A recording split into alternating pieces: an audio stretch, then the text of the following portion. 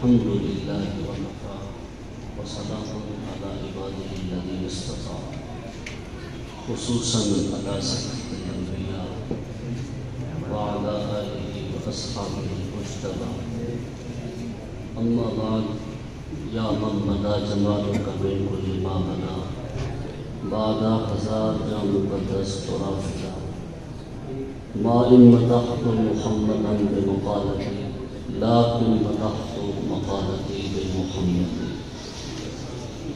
قال الله تبارك وتعالى في القرآن المجيد إنما يريد الله ليذهب عنكم الرجس أهل البيت ويطهركم تطهيرا. صدق الله مولانا العظيم وبلغنا رسوله النبي الكريم الأمين.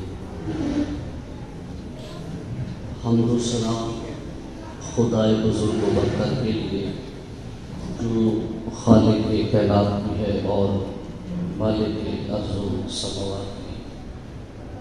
اللہ جل وعلا کی حمد و ثنا کے بعد درود لامحدود آقا دو جہاں حامی بے کساں سرور مرسلاں نبی مکرم شفیع معظم حبیب گردگار احمد مختار جناب محمد مصطفیٰ صلی اللہ علیہ وآلہ وإطراتہ وبارک وسلم کی عظیم بارگاہ میں اپنی محبتوں عقیدتوں کا درود نچھاور کرنے کے بعد صدر محفل پیر طریقت رہبر شریعت قبلہ شاہ صاحب زیدہ مجدود اور زینت القرآن فخر القرآن استاذ القرآن جناب قاضی خادم بلال مجددی صاحب اطال اللہ عمرہ، باقی جتنے بھی میرے سامنے معزز ذی وقار علماء حفاظ تشریف رکھتے ہیں. تو وقت کافی بیت گیا، ساری باتیں تو آپ نے سن لی. میری بھی یہی خواہش تھی کہ اب محفل کو اختتام کی طرف لے جایا جائے، چونکہ معمولات زندگی میں صبح میں 5-6 پیریڈ میں پڑھانے ہیں، لیکن بار بار اصرار ہے کہ کچھ پڑھا جائے. ویسے میری یہ خواہش تھی کہ ہم شاہ صاحب سے کچھ سنتے تاکہ محظوظ ہوتے. ایک مدرس بندہ جو پھٹی پہ بیٹھ کے پڑھاتا ہے وہ ممبر پہ بیٹھ کے کیسے وہ کبرے اور سبرے ملائے اور وہ ساری باتیں جو خطیب کو آتی ہوتی ہیں. بہرحال اصرار یہی ہے کہ کچھ کہا جائے. اگر آپ آمادہ ہیں، ویسے میری فیروز بختی ہے کہ یہ دونوں حضرات شاید پہلی دفعہ نہیں کچھ ٹوٹی پھوٹی گفتگو میں بیٹھے ہیں، تشریف رکھتے ہیں، تو میں اس کو خوش بختی سمجھتا ہوں. تاکہ یہ اگر خوش ہو گئے اور دعا دے دی تو بس کسی کی طلب ہوگی. اگر آپ کچھ سننے کے لیے تیار ہیں تو میں کچھ عرض کروں گا. اللہ اکبر، نعرہ تکبیر، اللہ اکبر، نعرہ رسالت، نعرہ رسالت، نعرہ حیدری. میں بات کہاں سے شروع کروں، کہاں لے جاؤں اور کہاں پر ختم کروں؟ ترتیب تو بہت طویل تھی، جیسے مجھے قاری عدنان صاحب نے فرمایا کہ یہ بات بھی آپ کو سنانی ہے، یہ بھی کرنی ہے. لیکن اب ترتیب بدل گئی ہے، سمجھ نہیں آ رہا کہ وقت زیادہ ہے، لیکن وقت کو دیکھا جائے تو وہ ہمیں اجازت نہیں دیتا. لیکن ذکر کو دیکھا جائے تو ذکر کہتا ہے کہ کچھ دیا جائے، کچھ سنایا جائے. جس آیت کریمہ کا میں نے آپ کے سامنے انتخاب کیا، رب العالمین کا فرمان ہے اور کلمہ حسر ہے. انما کلمہ حسر یہ اپنے مفہوم کے اندر کسی بات کو بند کرنے کے لیے اس کی مثال یہ ہے کہ اگر ہم اردو میں بات کریں کہ میرا مقصد ہی یہی ہے، بس اس کے علاوہ کچھ نہیں، تو مشیت ایزدی یہی ہے انما یرید اللہ اللہ کا ارادہ اور اس کی مشیت یہ ہے کہ اے اہل بیت، اے پیغمبر کے گھر والوں، وہ تمہیں ہر قسم کی گندگی سے پاک کر دے۔ اس کی یہ مشیت، اس کا یہ ارادہ ہے، اور اس کا جب ارادہ کسی شے کے بارے میں ہے تو قرآن کی تفسیر کرتا ہے فعال لما یرید، وہ اپنے ارادے کے لیے فعال ہے، کر گزرتا ہے۔ تو گویا کہ اس نے اہل بیت سے ہر قسم کی گندگی دور کر کے خوب پاک اور صاف اور ستھرا کر دیا ہے۔ ہم اور آپ طہارت حاصل کرتے ہیں، وضو کرتے ہیں، غسل کرتے ہیں، تو ہم یہ نہیں کہہ سکتے کہ ہم طاہر ہو گئے ہیں، لیکن کیسا یہ گھرانہ ہے کہ جس گھرانے کو خود اللہ کہہ رہا ہے کہ اے اہل بیت، پیغمبر کے گھر والوں، میں نے تمہیں ہر قسم کی نجاست سے، عقیدے کی، ظاہر کی، باطن کی، اور چھوٹی بڑی سب قسم کی، ہر قسم کی نجاست سے پاک اور صاف کر دیا ہے۔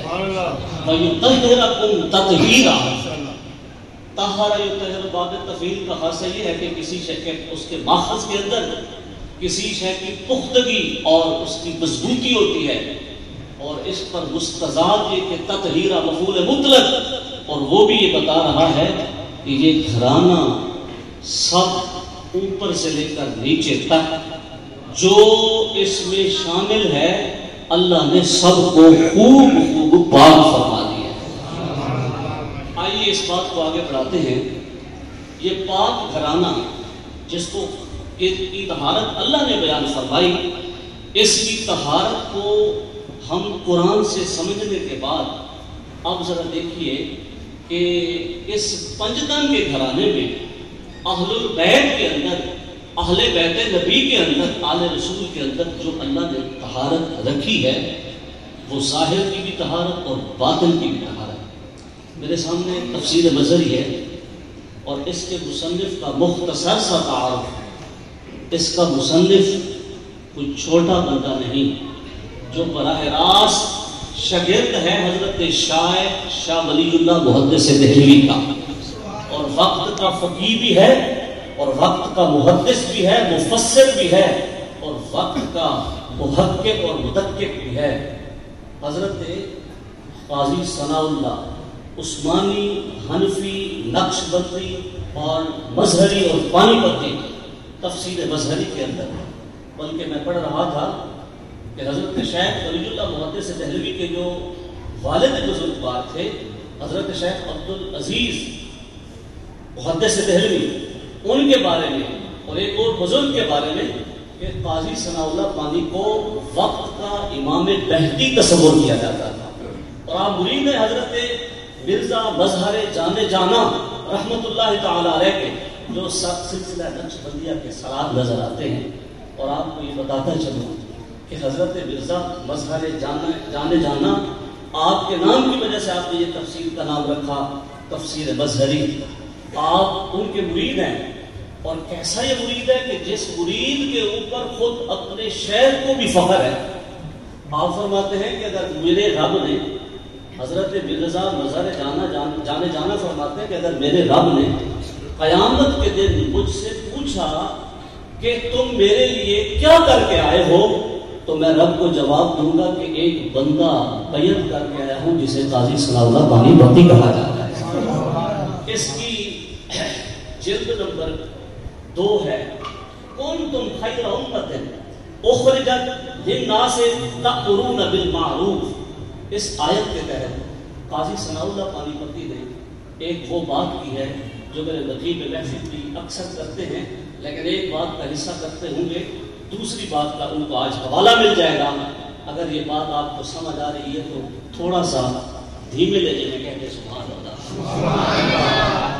قاضی ثناء اللہ پانی پتی علیہ الرحمہ فرماتے ہیں، کنتم خیر امت، تم بہترین امت ہو، اخرجت للناس، تم لوگوں کے لیے ظاہر کیے گئے ہو، بہترین کیوں ہو؟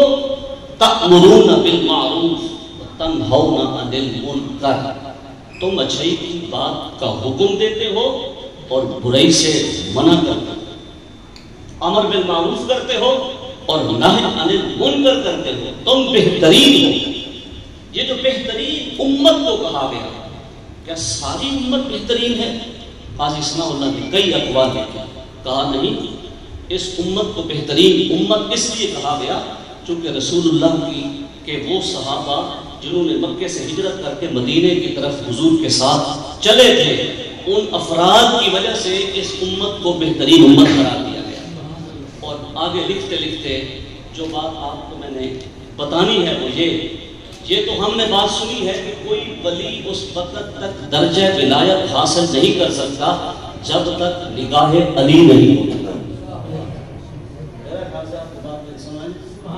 نہیں آ رہی، اگر آ رہی ہے تو اگر آپ بولیں گے تو مجھے سمجھ آئے گی، آپ کو سمجھ آئے گا۔ جب تک کوئی شخص نگاہ علی رضی اللہ تعالی عنہ کا محتاج نہیں ہوتا، نگاہ علی اسے نصیب نہیں ہوتی، تو درجہ ولایت تک نہیں پہنچ سکتا۔ لیکن اس سے اگلی بات قاضی ثناء اللہ پانی پتی نے کہا، یہ تو اس امت کے لیے ہے، سابقہ امتوں کے اندر بھی ہر نبی کی امت میں ولی موجود تھے۔ قاضی ثناء اللہ پانی پتی علیہ رحمت فرماتے ہیں تو پھر اس امت کے اندر تو وجود علی بھی موجود ہے کہ وجود علی حضرت ابو طالب کے گھر ہوا، نبی کی صحبت ملی اور رسول اللہ پر آپ ایمان لائے اور ظاہراً وجود علی ظاہر ہوا۔ من کنت مولا فہذا علی المولا، آپ کو رسول اللہ نے امامہ بنوانے کے بعد یہ خبر آپ نے آپ کے ہاتھ اندر دے کر کے فضا میں لہرا کر کے لوگوں کو بتائی، یہ وجود علی تھا۔ لیکن جب وجود علی نہیں تھا تو ہر امت میں تو ولی پیدا ہوتے رہے، تو پھر ان امتیوں کے ولیوں کو ولایت علی کا حصہ کیسے نصیب ہوتا رہا؟ قاضی ثناء اللہ پانی پتی فرماتے ہیں اصل بات یہ تھی کہ وَكَانَ قُطُبُ ارشاد کمالات الولایت علی علیہ السلام ما بلغ احد من الامم السابقہ درجۃ الاولیاء الا بتوسط روحہ علیہ السلام۔ آپ فرماتے ہیں کہ وجود علی تو اس امت کے ولیوں کو نصیب ہوا ہے، پچھلی امتوں کے بھی ولی اس وقت تک درجہ ولایت کو نہیں پہنچتے تھے جب تک کہ روح علی ان کی طرف متوجہ نہیں ہو جاتی۔ یہ ہے اہل بیت، جب تک روح علی ان کی طرف متوجہ نہیں ہو جاتی تھی اس وقت تک بھی پچھلے ولیوں کی ولایت درجہ کمال تک نہیں پہنچ سکتی تھی۔ کیوں؟ اس لیے قاضی ثناء اللہ پانی پتی فرماتے ہیں کہ کمال ولایت کا جو قطب ہے وہ نبی پاک صلی اللہ علیہ وسلم کا چچا زاد بھائی حضرت علی المرتضیٰ ہے۔ لہذا اہل بیت کی طہارت یہ ہے کہ جس کو بھی روحانیت کا جتنا حصہ جس طرح بھی ملا، پیچھے فیضان ہے نگاہ علی کا۔ علی المرتضیٰ کا اللہ وجہ الکریم اس گھرانے کے چشم و چراغ، اور آپ پنجتن کی صف کے اندر نظر آتے ہیں تو قاضی ثناء اللہ پانی پتی علیہ رحمہ نے یہ بات کیوں ارشاد فرمائی؟ اور مقام علی سمجھنے کے لیے ایک اور روایت کا بھی سہارا لوں گا۔ کنز العمال کے اندر امام متقی الہندی نے یہ روایت نقل فرمائی۔ آپ فرماتے ہیں کہ ایک دفعہ ہوا ایسے کہ رحمت دو عالم نبی کریم علیہ السلام بیمار ہو گئے، اور جب حضور بیمار ہو جاتے، تکلیف بڑھ جاتی، تو آپ کی عیادت کے لیے آسمان سے جبریل بھی آ جایا کرتے تھے۔ جبریل آئے، نبی علیہ السلام تکلیف شدت کی تھی، جبریل امین نے آ کر کے رحمت دو عالم کو اپنی گود میں لیا، آپ کو آ کر کے گود میں لیا، اور گود میں لے کر کے آپ کا سر مبارک اپنی گود میں رکھا، اور سر مبارک گود کے اندر رکھنے کے بعد آپ سرکار صلی اللہ علیہ وسلم کو جبریل کے پرانی گود کی وجہ سے نیند آنا شروع ہو گئی۔ حالانکہ آپ سرکار صلی اللہ علیہ وسلم کو تکلیف ہے، لیکن آپ سرکار جب جبریل کی گود میں سر رکھتے ہیں تو آپ سو جاتے ہیں۔ اسی دوران مولا کائنات علی المرتضیٰ کرم اللہ وجہ الکریم تشریف لاتے ہیں۔ خود حضرت علی روایت کرتے ہیں، کہتے ہیں دخلت علی رسول اللہ وہو مریض، میں حضور کی خدمت میں حاضر تھا، رحمت دو عالم حالت مرض میں ہے۔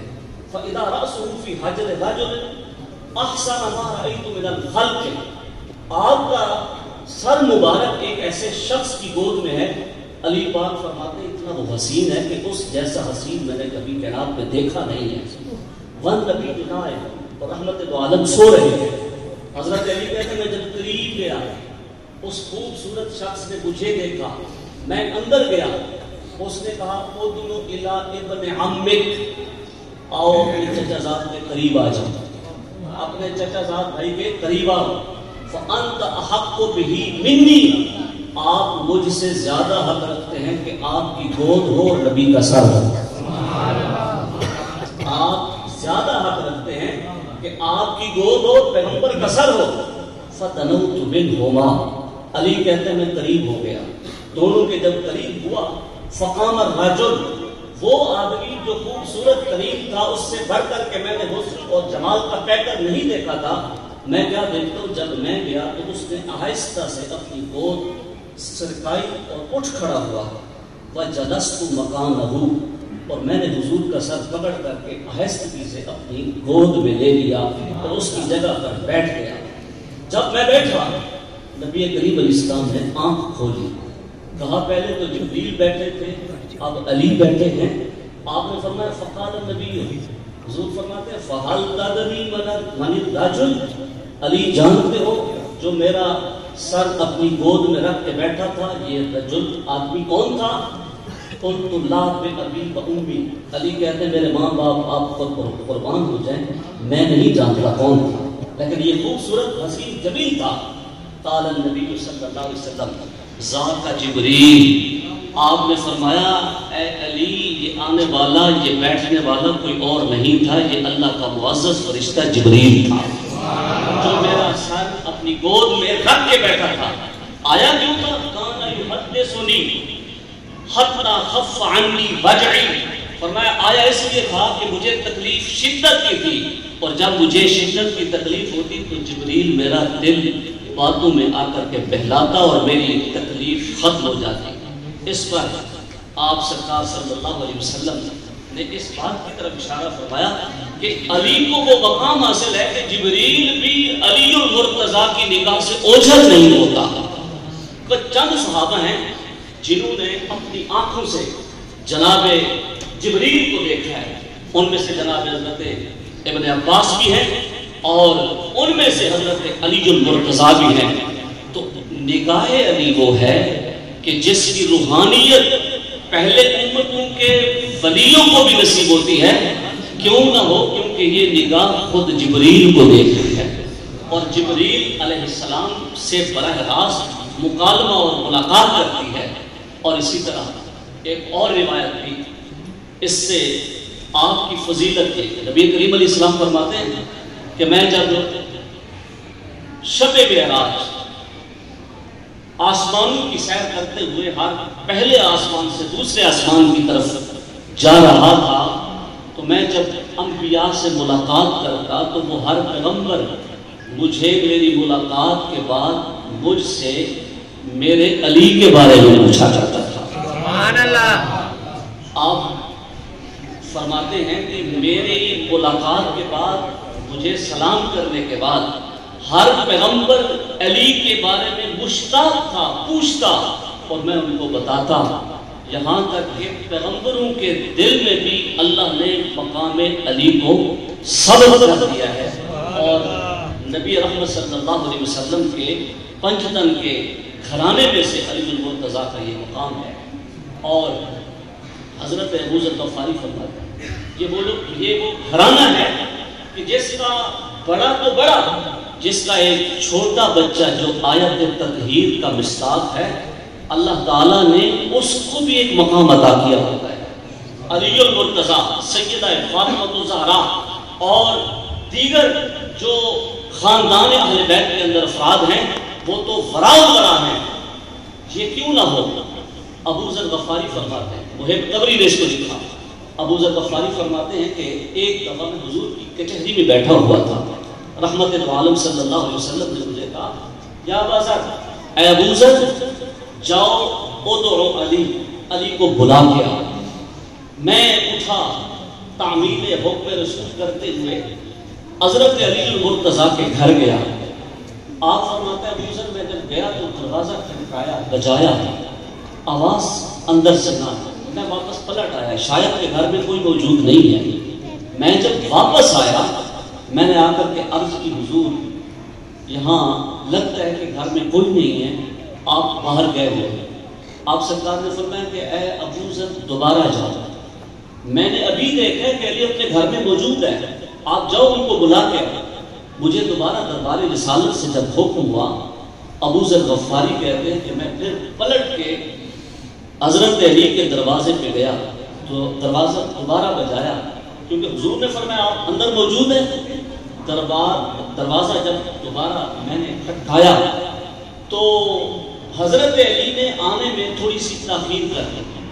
تو اس وقت احکام پردہ نازل ہوئے نہیں تھے, اور حضرت ابو ذر غفاری کا ان حضرات کے ساتھ تعلق بھی ایسا تھا. کہتے ہیں میں نے دروازے سے تھوڑا سا اوپر دیکھا کہ مجھے کچھ چکی چلنے کی آواز آ رہی ہے. چکی اندر سے کر رہی ہے لیکن چلانے والا کوئی نہیں ہے, خود بخود چل رہی ہے. میں سمجھ گیا کہ یہاں کوئی معاملہ اور ماجرا ہے. تھوڑی دیر گزری, میں کھڑا رہا. حضرت علی المرتضیٰ آئے, دروازہ کھولا اور مجھے آنے کی وجہ پوچھی. ابو ذر غفاری کہتے ہیں میں نے کہا آپ کو جناب رسول اللہ صلی اللہ علیہ وسلم بلا رہے ہیں. حضرت علی بھی میرے ساتھ چل پڑے, میں بھی چل پڑا. جب دربار رسالت پہ ہم پہنچے, حضرت ابو ذر غفاری کہتے ہیں میرے چہرے پر حیرت کے آثار تھے. میں نبی علیہ السلام کو دیکھتا تھا اور حضور مجھے دیکھتے تھے, یہاں تک کہ مجھے دیکھ کر حضور نے فرمایا ابو ذر کیا وجہ ہے کہ پریشان نظر آ رہا ہے؟ تو حضور بات تو پریشانی کی ہے, میں نے علی کے گھر دیکھا ہے کہ چکی چلانے والا کوئی نہیں, چکی خود بخود چل رہی ہے, چلانے والا کوئی نہیں. اور یہ عجیب بات ہے کہ چلانے والا کوئی نہیں اور خود بخود چل رہی ہے. حضرت ابو ذر غفاری کو حضور نے فرمایا اے ابو ذر تمہیں نہیں پتا ان للہ ملائکۃ, بے شک اللہ کے کچھ فرشتے ہیں جن کی رب تعالیٰ نے یہ ڈیوٹی لگائی ہے. کون سی؟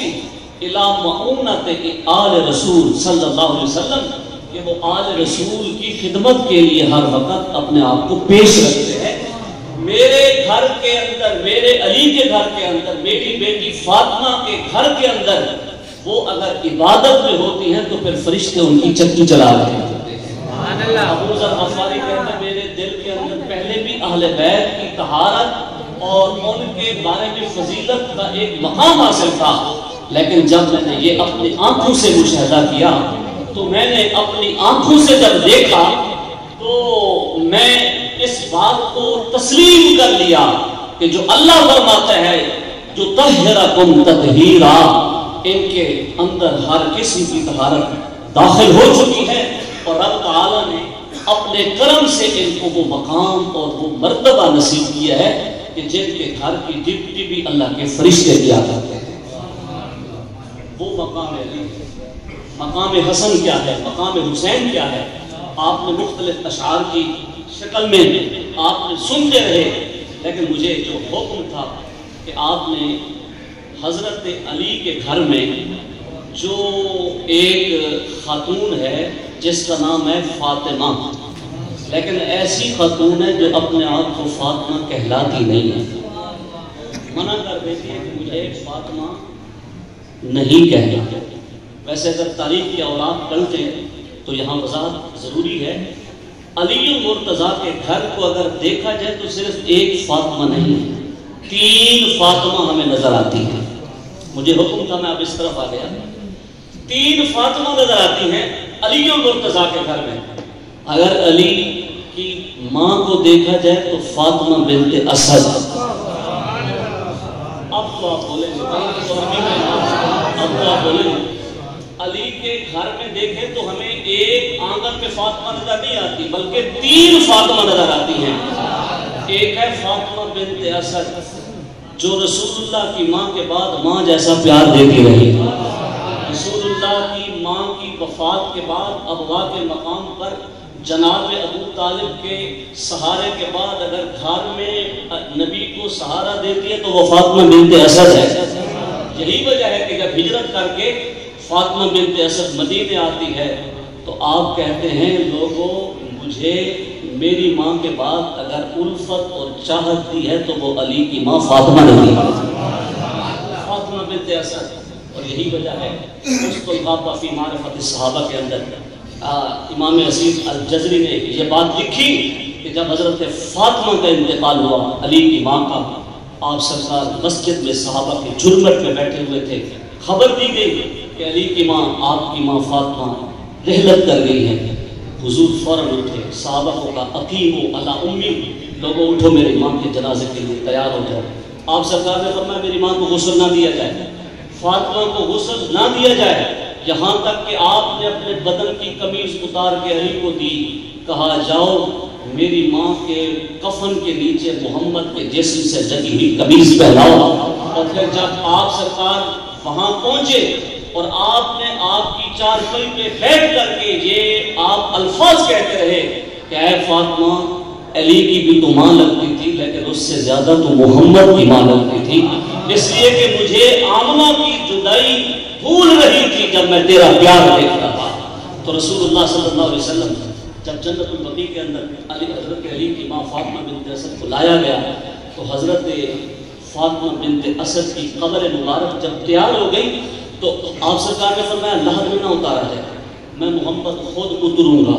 حضور اترے، قمیض پہلے دے دی تھی، خود اترے، لیٹے اور لیٹ کر کے کچھ پڑھتے رہے، یہاں تک کہ یہ روایت کے لفظ ملتے ہیں آپ نے قبر کو مخاطب ہو کر کے فرمایا اے قبر کی مٹی خبر رکھنا آنے والی کوئی اور نہیں ہے، علی کی ماں محمد کی ماں فاطمہ آ رہی ہے.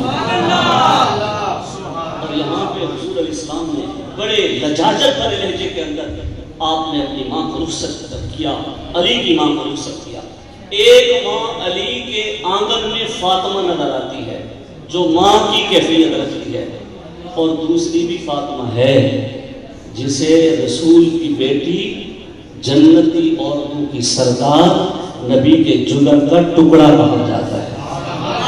حسن و حسین کی ماں فاطمہ جو حضور علیہ السلام کے جگر کا ٹکڑا ہے، علی کے گھر میں ہے، علی شوہر ہے، زوجہ علی ہیں، اور یہ بھی فاطمہ الزہرا ہے. ایک اور بھی فاطمہ ہے جس کا نام فاطمہ بنت حرام اور ابن کثیر نے لکھا فاطمہ بنت حزام، قبیلہ بنو کلاب سے تعلق رکھتی ہے.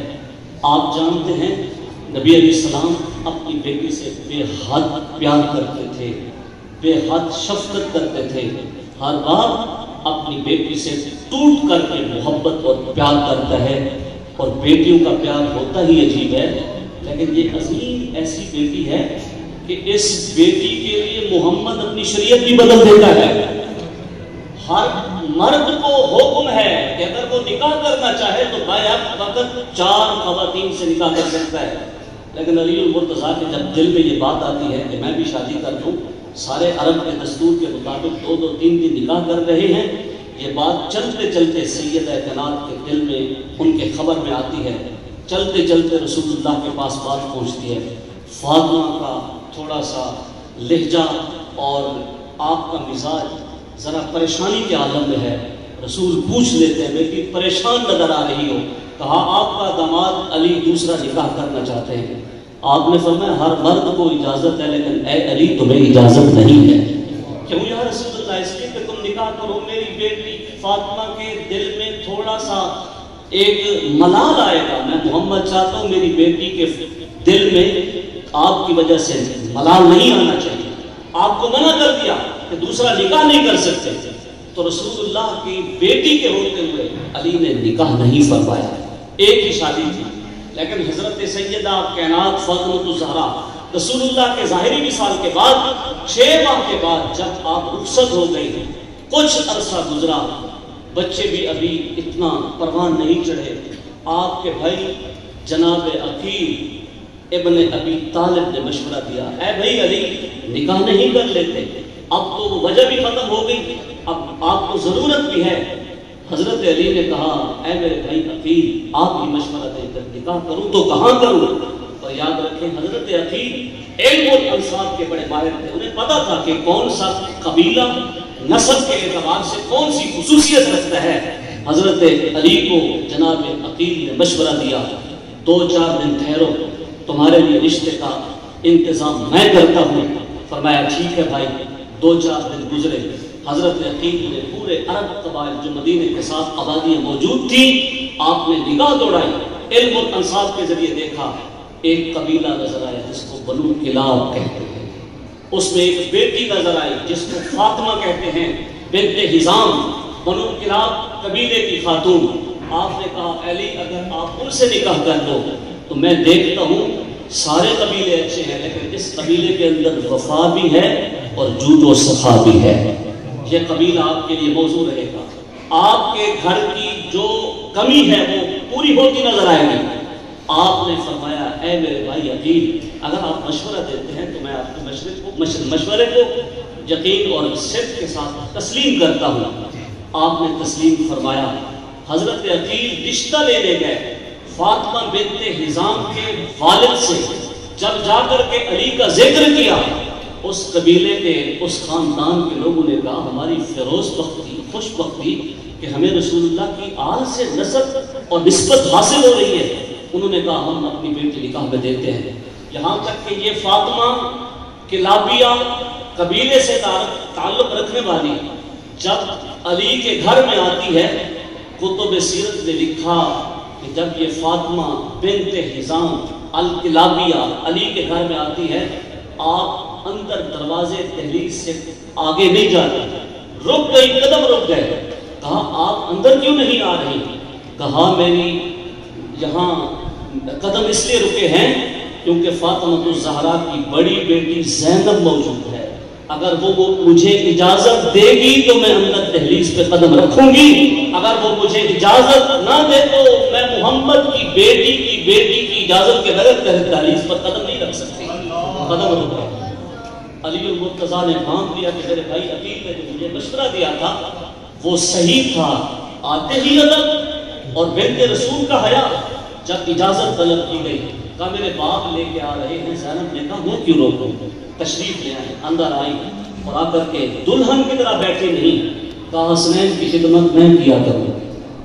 فاطمہ نے کہا حسنین کی خدمت میں کیا کروں گی، اور اہل سیرت نے لکھا کہ اتفاق ایسے تھا کہ حسنین کریمین کی طبیعت ناساز، آپ اٹھی اور خدمت میں لگ گئی، اور حضرت علی آپ کو فاطمہ کہہ کر کے بلایا کرتے تھے، لیکن ہوا یہ آپ نے ایک دفعہ منع کر دیا۔ اے علی میں آپ کی خدمت میں ایک گزارش کرنا چاہتی ہوں۔ فرمایا کہ بتائیے۔ کہا میں یہ چاہتی ہوں کہ مجھے فاطمہ نہ کہا جائے۔ کہا کیوں، نام فاطمہ ہے، والدین نے رکھا ہے، تیرا نام ہے ہی فاطمہ، تو فاطمہ نہ کہوں تو کیا کہوں؟ کہا اس لیے کہ اس آنگن میں جب تم فاطمہ کہتے ہو حسنین کی نگاہ اس فاطمہ پہ جاتی ہے جو محمد کی بیٹی ہے، جو زہرا ہے، میں ان کے چہرے مرجھائے ہوئے دیکھتی ہوں اور مجھ سے برداشت نہیں ہوتا، پھر کیا کہیں آپ کو؟ فرمایا میرا نام رکھو ام البنین، مجھے فاطمہ نہ کہا جائے، مجھے بچوں کی ماں کہا جائے، بچوں کی ماں کہا جائے۔ اور میں نے کتب کے اندر پڑھا واقعہ کربلا کے اندر آپ نے کہا مجھے اب ام البنین بھی نہ کہنا، مجھے چھوڑ دو، اب مجھے فاطمہ بھی نہ کہنا۔ پوچھا گیا کیوں؟ کہا فاطمہ اس لیے نہیں کہلواتی تھی اس لیے کہ میں فاطمہ جیسی نہیں ہوں، ام البنین کہلواتی تھی کیونکہ بچوں کی ماں تھی۔ اب کربلا کے اندر بچے تو سارے چلے گئے، اب کس کی ماں میں بنوں؟ مجھے ام البنین بھی نام کہا کرو کیونکہ بچے بھی سارے چلے گئے تھے۔ اور واقعہ کربلا کے اندر آپ کے بیٹوں کا بڑا کردار ہے۔ حضرت فاطمہ ام البنین الکلابیہ کا جب 61 ہجری کے اندر امام حسین مدینہ چھوڑ رہے تھے، مکہ کی جانب آ رہے تھے، آپ کے 4 بیٹے تھے، جناب عباس، ابو الفضل، عباس علمدار اور دیگر 3 بیٹے۔ چاروں بیٹوں کو یہ خاتون اکٹھے کر کے جمع کر کے وصیت کرتی ہے، اور حالت یہ ہے کہ بڑھاپے کی عمر کو پہنچ چکی ہیں اور ہاتھ میں لاٹھی کا سہارا ہے۔ کہا بیٹو تم میرے 4 بیٹے ہو، حالانکہ مجھے خدمت کا تمہارے اوپر حق ہے، لیکن میں تمہیں وصیت کرتی ہوں کہ جہاں حسین جائے تم نے وہاں جانا ہے، حسین پر تم نے نچھاور ہونا ہے، اور یہ وہ میری اس فاطمہ کا بیٹا ہے جس کی نکرانی بن کر کے میں اس گھر کے اندر آئی ہوں۔ آپ نے وصیت کی اور کہا میرے حسین کے اوپر آنچ نہ آیا جب تک کہ تمہاری لاشیں پہلے نہ گر جائیں، اور یہی وجہ ہے کہ جناب عباس نے اپنی ماں کی وہ لاج نبھائی اور وہ وعدہ وفا کیا کہ جب بازو کٹے لاشا اڑا، لیکن عباس نے بے وفائی نہیں کی۔ اور آخری بات یہ، وقت سمٹ گیا، حالات بہت زیادہ طویل ہیں، کہ جب 61 ہجری میں واقعہ کربلا کی خبر بشیر ابن منذر نے مدینہ مسجد نبوی میں آ کے دی، اور مدینے والے لوگوں کو پتہ چلا کہ حسین کربلا کی میدان کے اندر شہید کر دیا۔ یہ بی بی پاک کے گھر میں موجود تھی، آواز آئی، اپنے پوتے کو ہاتھ لے کر کے عصا اٹھایا، کپ کپاتے ہاتھوں سے باہر نکلی، برقع اوڑھ کر کے مسجد نبوی کے صحن میں آ گئی، کہا اے بشیر ابن منذر، یہ آواز تم نے دی کہ حسین کربلا میں شہید کر دیا گیا؟ کہا جی حسین شہید کر دیا گیا۔ یہ بی بی کہتی ہے حسین کون سا؟ شاید کوئی اور حسین ہو۔ کہا حسین ابن علی۔ بی بی کے لفظ سنیے، یہ بی بی کیا کہتی ہے؟ کہا اس کے ساتھ عباس نہیں تھا؟ عباس نہیں تھا اس کا بھائی، پھر بھی وہ شہید ہو گیا؟ کہا عباس تھا، پھر کیسے شہید ہو گیا؟ بشیر کہتا ہے اس لیے کہ پہلے عباس شہید ہوا، پھر حسین شہید ہوا۔ کہا عباس تو وہ تھا جس کو علی نے مانگا تھا، اور جنگ صفین کے اندر حضرت عباس کا ایک اعلیٰ کردار ہے، علی کی جو شجاعت ہے وہ عباس کے اندر تھی، تو عباس کو وہ رکتا نہیں تھا، وہ اڑتا نہیں تھا، وہ کئی ہزار کے لشکر کو ایک انگلی کے اشارے سے تہتے ڈال دیتا تھا، علی کی شجاعت اس کے اندر موجود تھی۔ اے بشیر عباس کے ویسے بازو کٹ گئے؟ کہا کٹے نہیں اے بوڑھی عورت، اصل بات یہ تھی کہ وہ راضی پر رضائے الہی تھے، اور وہ رضائے الہی میں اپنی تسلیم و رضا کے پیکر بن کر کے اپنے رب کے حکم پر یہ کر رہے تھے۔ تم کون ہو؟ کہا میں عباس کی ماں ام البنین ہوں۔ اچھا تم عباس کی ماں ہو؟ کہا میں ماں ہوں۔ پھر بی بی پاک اپنے پوتے کا ہاتھ پکڑ کر کے گھر نہیں جاتی، وہ تو نے لکھا ہے کہ پھر سیدھا جنت البقیع کے اندر آتی ہے۔ بی بی پاک سیدہ کائنات فاطمہ الزہرا کی قبر کی 35 کی جانب کھڑے ہو کر کے وہ بی بی ہاتھ جوڑ کے کہتی ہے بی بی مجھ سے ناراض نہ ہونا، میرا عباس پہلے مارا گیا، تمہارا حسین بعد میں شہید کیا گیا۔ میں نے ان کو یہ سکھایا تھا کہ حسین پر تم جو ہے وہ نثار ہو جانا، میرے سے ناراض نہ ہونا، میں نے تربیت میں کوئی کمی نہیں کی، میرا عباس پہلے مارا گیا، پھر تیرا حسین شہید کیا گیا۔ یہ بی بی ہے جس کا نام ہے فاطمہ، اور علی کے گھر میں یہ تیسری فاطمہ ہے، فاطمہ بنت اسد، فاطمہ الزہرا اور فاطمہ بنت حزام الکلابیہ ام البنین۔ اور پھر واقعہ کربلا کے اس فاجعہ کے بعد جب یہ لٹا پٹا قافلہ کربلا سے دمشق اور دمشق سے پھر کربلا اور پھر واپس مدینے آیا، اور کتب میں لکھا ہے جب پہلی عید آئی، اب اہل بیت رسول میں سے سب سے جو بڑی عمر کی خاتون ہے تو وہ ام البنین ہے۔ ساری خواتین جمع ہو کر کے جناب زینب، امام علی، امام زین العابدین اور ساری خواتین جمع ہو کر کے ان کے پاس بیٹھ جاتی ہیں، اور عباس کی بہادری اور شجاعت کا تذکرہ ہوتا۔ آپ فرماتی عباس کا نام نہ لو، پہلے حسین کا نام۔ میں نے عباس کو ان کا بھائی نہیں بنایا تھا، میں نے ان کو ان کا غلام بنایا تھا۔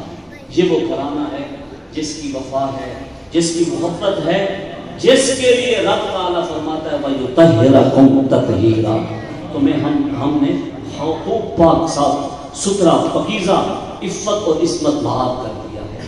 اللہ پاک ہم سب کی محبت اس گھرانے کے حق میں قبول فرمائے، اور لمحہ لمحہ ہمیں آل رسول کی محبت نصیب فرمائے۔ وآخر دعوانا ان الحمدللہ رب العالمین۔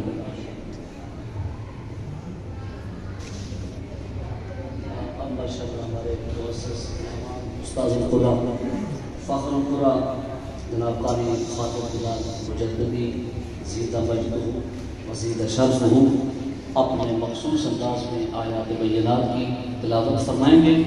اور یہ ابھی محفل کا آغاز ہو رہا ہے، آپ پریشان نہیں ہوئے، اس کے بعد بھی خصوصی آپ کے لیے خاموشی سے تشریف لائے ہوئے مہمان بھی ہیں، تو انشاءاللہ وقت بھی سمٹ گیا، محفل بھی سمٹے گی، آپ ذرا استقبال کیجئے اور اللہ کا نام بلند کیجئے، اللہ کی رضا کے لیے۔